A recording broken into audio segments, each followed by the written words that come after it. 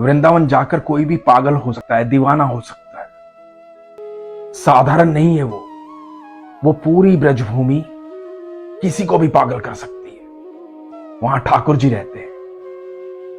जो बात मैं बता रहा हूं इसे ध्यान से सुनिएगा और कभी वृंदावन जाएं तो ध्यान से देखिएगा। जब कोई भी बिहारी जी के दर्शन करने जाता है और वापस लौट रहा होता है ना, उसके चेहरे पर तेज देखिएगा कितना है। ये आपको दुनिया में कहीं दिखाई नहीं देगा। कुंज की गलियों में जो लोग इधर से उधर जा रहे होते हैं ना, उनके चेहरे पर तेज देखिएगा कितना है। चमक रहे होते हैं चेहरे। जब वो ठाकुर जी के दर्शन करके आते हैं ना, तो अद्भुत ऊर्जा साथ लेकर आते हैं। और जब वृंदावन से लौट जाते हैं ना, तब उन्हें एहसास होता है कि शरीर तो आ गया है लेकिन दिल वही रह गया। ऐसी अद्भुत जगह है वृंदावन। ऐसे ही प्रेम का एक अद्भुत प्रसंग आपको सुना रहा हूं। बड़े ध्यान से सुनिएगा, आंखें बंद करके सुनिएगा। ठाकुर जी के साक्षात दर्शन हो जाएंगे आप। मेवाड़ की रहने वाली अजब कुमारी। अजब कुमारी राजसी परिवार में पैदा हुई। राजा की बेटी थी। एक बार ब्रजभूमि आई। ब्रजभूमि आई तो गिरिराज जी गई। गिरिराज जी जाकर के जतिपुरा में श्रीनाथ जी के दर्शन की, भगवान गिरिराज के दर्शन की, ठाकुर जी के दर्शन की। हम सब जानते हैं कि श्रीनाथ जी का मंदिर जो है वो नाथ द्वारा में है, मेवाड़ में है। लेकिन क्यों है श्रीनाथ जी वहां? ठाकुर जी ब्रिज छोड़कर कभी जाना नहीं चाहते।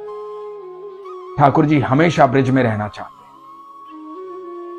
जब वृंदावन से मथुरा गए थे ठाकुर जी, तो उद्धव को कहा था कि ब्रिज छोड़कर आ गया हूं, मेरा मन नहीं लग रहा। और ठाकुर जी ने खुद कहा है, मैं इस अनंत ब्रह्मांड में कहीं हूं ना हो, लेकिन मैं वृंदावन में हमेशा मिलूं।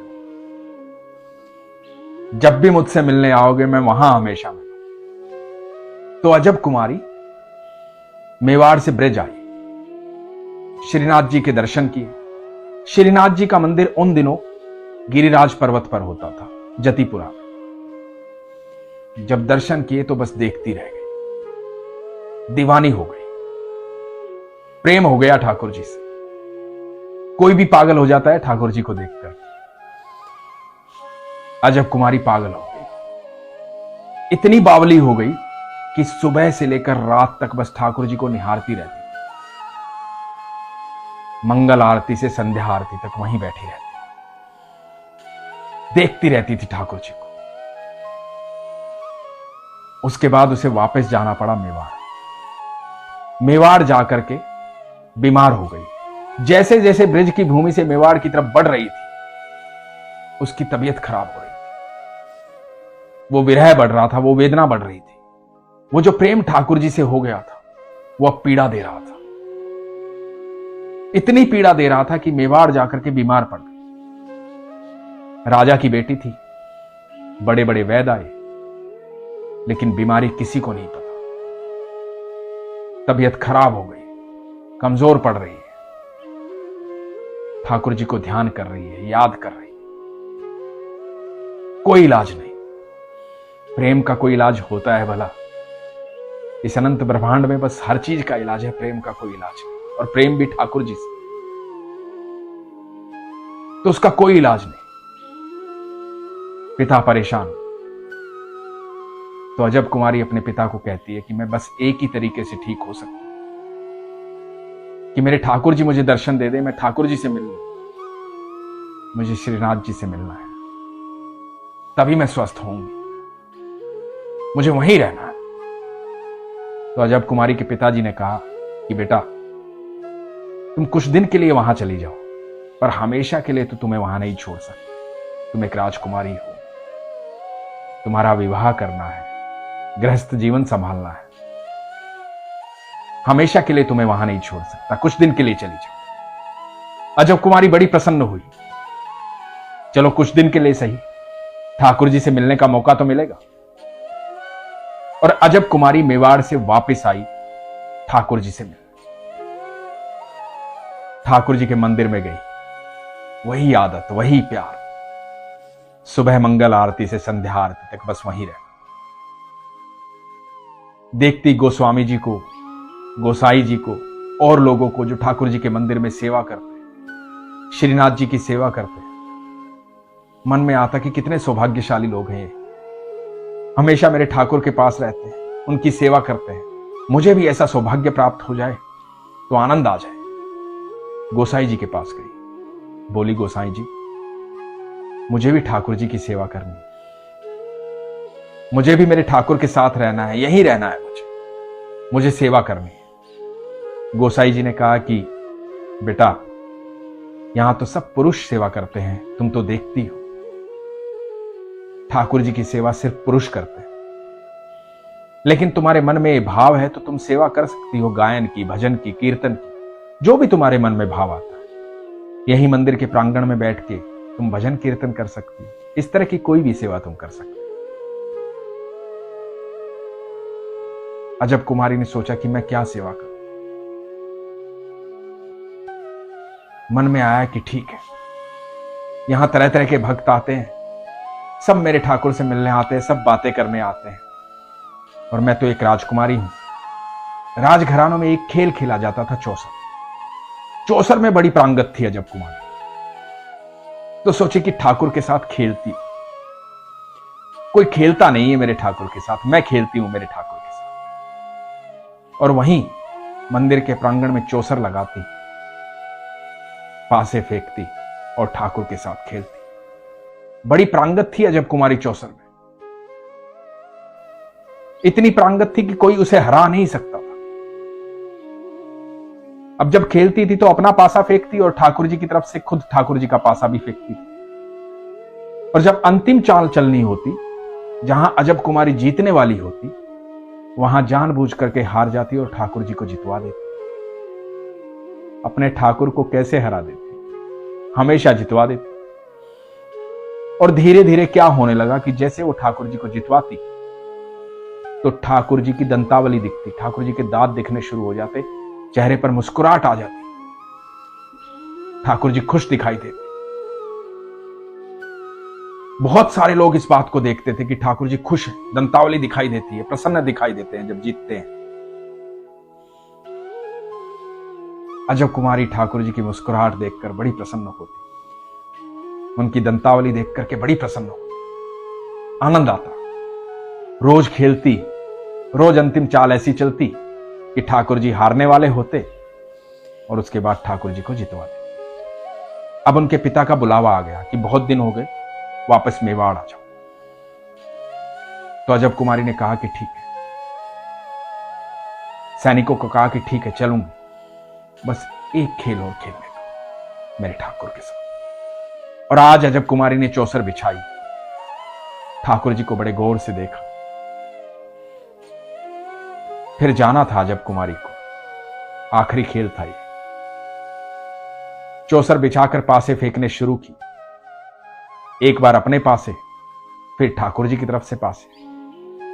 खेल शुरू हुआ। आज का खेल बड़ा गंभीर था, ठाकुर जी हारते जा रहे थे। बड़ा खूबसूरत खेल रही थी अजब कुमारी, परांगत थी। ठाकुर जी के पसीने आ गए, विग्रह में से पसीने आ गए। और जैसे जैसे खेल का अंत हुआ, आज ठाकुर जी को भी लगा कि हार जाएंगे।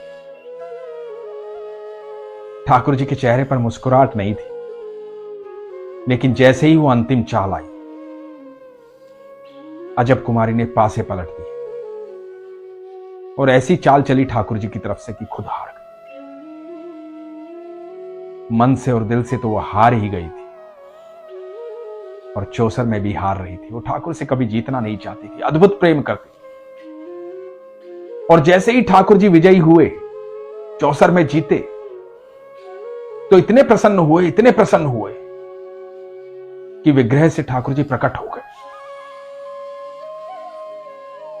ठाकुर जी अवतरित हो गए और अजब कुमारी को आलिंगन किया। यह अद्भुत मिलन था भक्त और भगवान का। अजब कुमारी की साधना पूरी हो गई थी, उसका प्रेम जो है साक्षात उसके सामने खड़ा था। ठाकुर जी सामने खड़े, उसको आलिंगन किया, बोले ठाकुर जी बता तेरे को क्या चाहिए। बहुत प्रसन्न हूं मैं तुझसे, तेरे प्रेम से, तेरे भाव से। बता तुझे क्या चाहिए। भक्त को भगवान मिल जाए और क्या चाहिए होता है। अजब कुमारी को भी कुछ नहीं चाहिए था, बस देखती रही ठाकुर को, निहारती रही, आंखों से अश्रु बहते रहे। ठाकुर जी मुस्कुराते रहे, ठाकुर जी भी देखते रहे और ठाकुर जी बोले कि सब आते हैं मुझसे मिलने, खेलने कोई नहीं आता, बस पहली बार आई है तू जो खेली है मेरे साथ। बहुत प्रसन्न हूं, बता तुझे क्या चाहिए। अजब कुमारी ने कहा कि ठीक है, मांगूंगी तो दोगे, दे पाओगे। ठाकुर जी तो अनंत ब्रह्मांड के मालिक हैं, कुछ भी दे सकते, लेकिन यह प्रश्न गजब का था। ठाकुर जी ने भी भाव में आकर वादा कर दिया कि ठीक है, जो मांगोगी वही दूंगा, बताओ क्या चाहिए। तो ठाकुर जी का हाथ अपने हाथ में लिया अजब कुमारी और कहा कि पक्का वादा करो, पक्का वचन दो कि जो मांगूंगी वो दोगे। ठाकुर जी ने कहा कि हां, जरूर दूंगा। तो अजब कुमारी ने कहा कि ठीक है, मेवाड़ आ जाना ताकि रोज आपके दर्शन कर पाऊं, आपको देख पाऊं, आपसे मिल पाऊं, आपके साथ बैठ पाऊं। मुझे आज जाना है, आप मेवाड़ आ जाना। ठाकुर जी मुस्कुराए। ठाकुर जी ने कहा कि ठीक है, आ जाऊंगा। उसके बाद हम सब जानते हैं कि मुगल तो कारण बने थे, बिना ठाकुर की मर्जी के कोई ठाकुर को इधर से उधर थोड़ी कर सकता है। ठाकुर जी ने मुगलों को कारण बनाया और चले गए मेवाड़। यह अद्भुत प्रेम की गाथा है। अब क्यों ना हो कोई वृंदावन आके पागल। प्यार जो हो जाता है ठाकुर जी से, हम सब ठाकुर जी के पास जाते हैं अलग अलग भाव लेकर के। हमेशा ठाकुर जी के साथ बहुत सारी बातें करते हैं, लेकिन उन बातों में सबसे ज्यादा बात करते हैं अपनी डिमांड की, अपनी इच्छाओं की, अपनी भौतिकता की, आर्थिक जरूरतों की। कोई मेरे ठाकुर से जाकर ये पूछता है कि ठाकुर जी कैसे हो आप, आओ खेलते हैं थोड़ी देर, आओ थोड़ी बातें करते हैं, चलो यहां से, बहुत देर हो गई मंदिर में बैठे बैठे, चलो यमुना किनारे बैठेंगे और बातें करेंगे। कोई कहता है ऐसा? एक बार कह के देखना। ठाकुर जी इंतजार कर रहे हैं आपके इस प्यार का, लेकिन इस प्रेम के लिए प्रगाढ़ विश्वास होना चाहिए। इसलिए हमेशा कहता हूं, अपने विश्वास को मजबूत रखो, अपना ख्याल रखो। हरे कृष्ण।